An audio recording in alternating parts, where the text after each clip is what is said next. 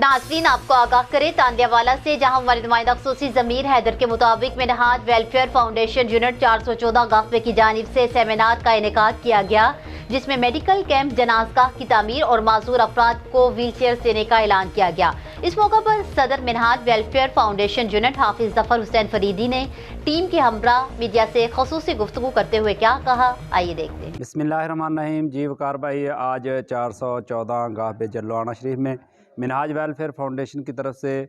मिनहाज अल फलाह convention मुनक्कद किया गया, जिसमें इलाके के मुअज़्ज़िज़ीन लोगों को मदऊ किया गया और इसमें जो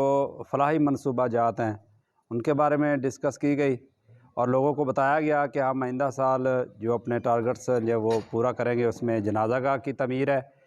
और मुस्तहिकीन बच्चों की तलीम व तरबियत का इंतज़ाम है, और इसके अलावा जो हैं मुक़द्दस औराक़ के इंतज़ाम किए जाएंगे। और मिनहाज वेलफेयर फाउंडेशन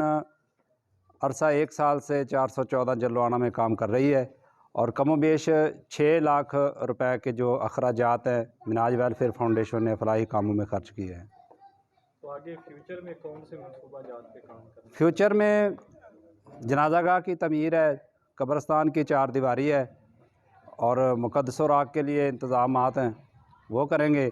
और जो सादात हैं उनके लिए जो कोटा मुख्तस किया गया है उनकी खिदमत करेंगे हम।